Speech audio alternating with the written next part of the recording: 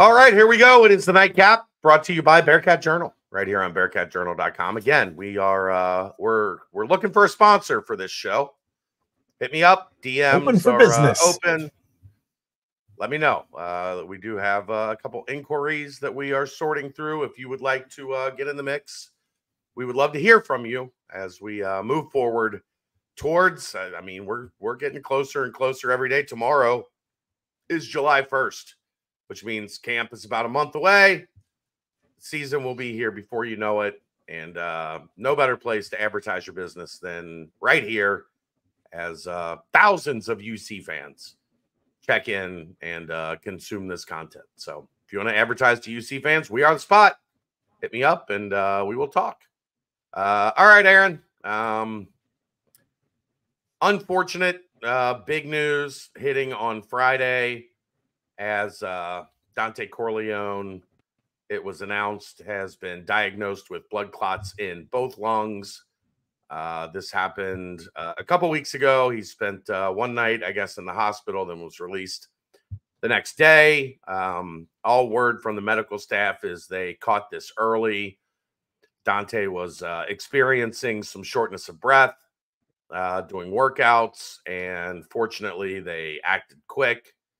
And it sounds like everything has been treated and is under control. But with something as serious as blood clots in your lungs, there is still a long way to go for Dante to be cleared and to be back out on the field for the Bearcats. That part is indefinite. The length of his absence. So it sucks. He's such a good kid. He is ride or die for this city, unlike anybody we've ever seen, and wish nothing but the best for him. He's going to be receiving elite medical care from the University of Cincinnati health team, both Aaron Himmler and Dr. Devine. They have, really, really good pulmonary experts at UC. I know that for a fact because Kelly was a patient with her. She had blood clots and then she had pulmonary hypertension. So unfortunately, a lot of this stuff is like flashbacks for me, hearing the the terminology and the treatment and hearing everybody talk about, their speculation on what this journey is going to be like for Dante. I don't really want to do that other than to say, from what I do know of the process that is involved here, they're going to have to figure out the root cause. They're going to have to figure out, is this something that is treatable in the short term, or is this something that is going to take continuing treatment long term? Because as you would expect, it involves blood thinners as a treatment, and blood thinners in football are not those they don't hang out at the same parties. So there have been multiple instances where guys have come back from this. Trey Smith, who won a couple of Super Bowls with the Chiefs, had this at Tennessee or something similar. Marquise Goodwin for the Browns returned to play after blood clots. And then Kenneth Walker for the Seahawks now, but had his breakout here at Michigan State. Had it in college as well. So, that you feel somewhat optimistic that there are at least some instances where, guys have come back from this, but it does make you pretty naturally concerned just for Dante's health and, the very bright future ahead of him that is in football if he can get on the other side of this. Yeah, certainly not the best news that you wanted from coming out of a camp for your arguably your best player on the team. Certainly one with high hopes. Most decorated. high hopes in the NFL draft next season. So there's something to be said for that as well.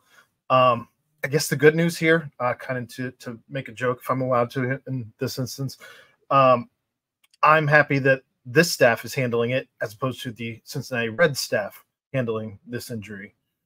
So there's that. Yeah, don't get me started on that. So I sincerely believe he's in the best hands in the city that he could potentially be in, especially with the University Hospital being involved in all of that. They have nothing but glowing reviews as far as their heart departments go. That said, we want to see him back on the field, of course, but safety first, and hopefully he gets everything squared away and we do get an opportunity to see him back on the field this season because, like you said, I mean, his heart is Cincinnati. His heart beats with the city, and you hate to see something like this going on for him. Look, let's be honest. It would have been very easy for him to bolt when Luke left. It would have been maybe even more easy to bolt after last year. Right. You know, you stuck around. You probably didn't get used to the highest of your ability, to your strengths. And then, you know, you have a chance in the offseason not only to enter the transfer portal, well, let's be honest, to probably get paid a substantial amount of money anywhere in the nation to do so. He's one of the best nose tackles in the country, and everybody is playing, it feels like, some form of a three-man front. You know what a three-man front needs? A monster at nose tackle. A big man. Just a big, space-eating, athletic human. And that's Dante. So, you know, he stuck around. This city means a lot to him. He means a lot to this city. So hopefully they can get everything squared away and they can get Dante back in tip-top shape. But, I mean, the ultimate problem is there's just no, at least from the outside, you know, I'm sure the people handling the case for UC have an idea of what, if he's going to play, like what that timeline looks like. They are not going to share that with anyone, and nor should they. We're going to be left with plenty of questions, no answers. Right. So, you know, hopefully over this next month or so, things go well for Dante. I don't anticipate to see him participating at Camp Higher Ground, even if he is cleared, or at least until, you know, the end of it. If he's not cleared through that period, hopefully we do see him out there as much as possible, because I love being around the guy. You know, yeah. He's as good as it gets.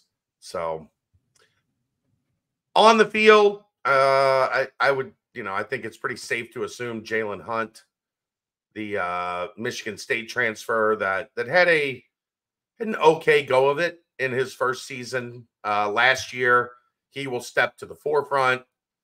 They've got another transfer behind him. They've got a couple young guys that I know that they are excited about. I'm sure they weren't counting on finding out how excited they were about those guys right away. But, you know, you're going to have to get as many of them as you can ready to slide into that rotation at nose tackle if necessary. It's Ben Blevins season. He plays end. He does not play nose tackle. Ben Blevins would have to add another Ben Blevins. Look, he is listed as a DT, as is Dante. Those are two different things. I'm just saying. I know. I'm just saying. A defensive tackle and a nose tackle. Maybe he's in the lab with Nico, figuring it out right now. So, you know, well, I'm sure more as time goes by and we get closer to camp, we'll hit more on the football impact of this. But right now, the important factor is Dante Corleone and getting him back to where he needs to be to get back on the field if possible. Thoughts and prayers if you're that type of person. Good vibes if you're that type of person. Whatever good energy you can send his way, I'm sure would be greatly appreciated by that kid. Yep, we do also have a couple pieces of Bearcat news on the basketball side, as Cincinnati replaces Matty Miller with Bill Komar as the chief of staff of the program. The 17 Komar, hat wearer. Yeah, and this is I'll get into it in a minute. Komar has worked at Indiana, Miami, twice under Charlie Coles and Herb Sendek. Worked at Dayton under Oliver Brendel. I told him when I met him this week, I was not going to hold it against him, and I was going to give him a fair shake. He also worked at Xavier under Thad Matta and Sean Miller. Yeah. So I know I let him know I'm not going to judge. I'm gonna give him a chance. I'm going to give him an opportunity to win me over. We'll see. Now, truly, this is a low-key, sneaky move by Cincinnati, as this was an important position to fill. I know I made the joke already that it's 17 hats that this person is wearing, but legitimately, this is a lot of spinning plates for this position.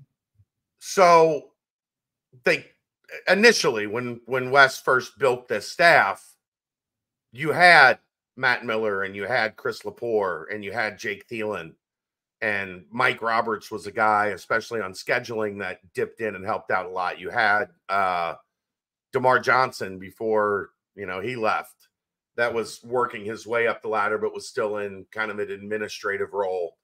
And Lepore left for the private sector. Matty left for the private sector. Jake Thielen moved up to an assistant spot and is now at Cub Calf. Mike Roberts is no longer around. So there's a lot of responsibility in this job. And now they have somebody that has 2 decades of experience that's able to come in and, kind of take over and handle things. So they needed to go get somebody that had their hands in this field for a long time, because I think that was the hard part for Matt Miller. Was Matt's not a coach. Like, Matt didn't aspire to be a coach, and there's not a lot of movement. Like, once you get to director of basketball operations, like, you can come up through the ranks, and then you get to Adobo and you either go into being a coach or you're a director of operations long term. And I think you get to a point where you're like, am I gonna stick with this and not have a lot of upward trajectory, or go out into the private sector at, what's Matty, 25, 26? He's super young. Right. Yeah. So I think this is an important hire, because not only will Bill be handling travel and hotels and what the itinerary looks like, he's also a guy that's handled scheduling at most of the places he's been. So he's going to step in and kind of be the scheduling guy, I would assume, as he gets situated with this staff, and he's going to be Wes's right-hand guy. So it is an important role, and it's good to go get somebody that's been doing it for a long time. Yeah, I think that's probably the biggest thing, is you're not learning the job on the fly, as we've had going on here the last couple of years. You're not running into a situation that you've never handled before in that position on a frequent basis. And you say something important there, Aaron. Basically, every situation that happens, it will be his job to solve, no matter what it is. Like, you're the chief of staff. If something goes sideways, you have to get it back on track.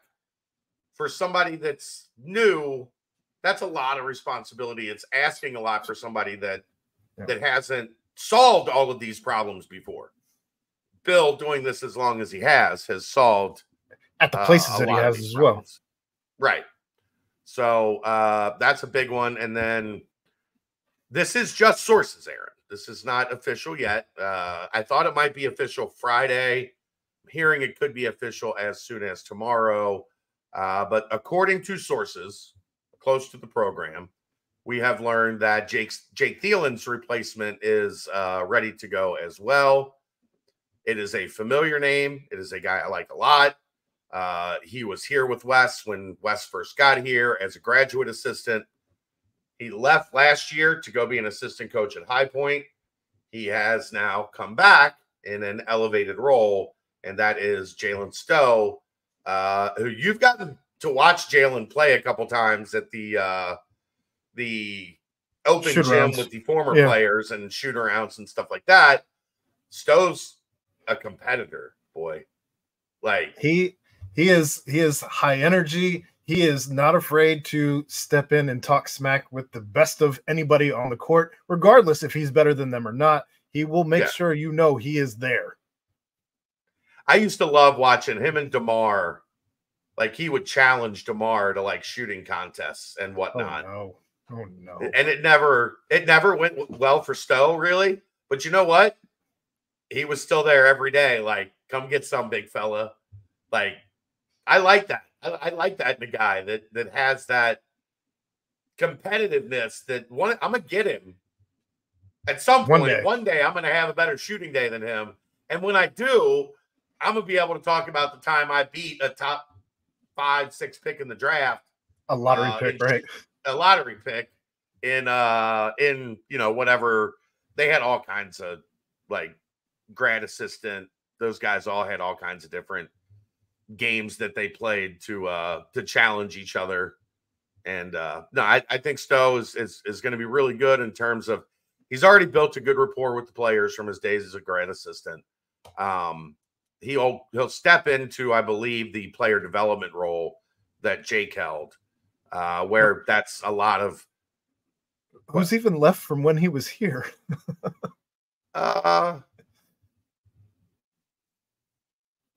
That's a good question. CJ Anthony. CJ Anthony was here.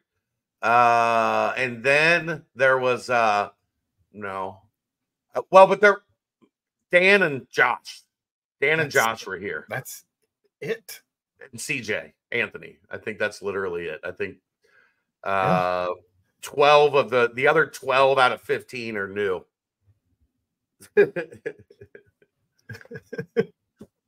But Stowe knows how the city works. He knows how the school works. Well, he also knows how Wes's program. Right. I think that's the biggest thing is there's not going to be a giant learning curve for Stowe stepping into this position, as he's seen how the sausage is made, and I think it's a fantastic addition as you're. I don't want to say this late in the game trying to fill a hole, but this is pretty late in the game trying to fill a hole. Yeah. All right, that's what we got.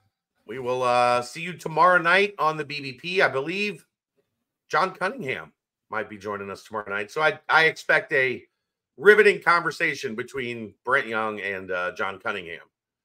And then we'll see where it goes from there. Sounds about right. We'll see you tomorrow. That's the nightcap. Brought to you by Bearcat Journal. Could be you. Insert name here. Could be you. Right here on BearcatJournal.com. See ya.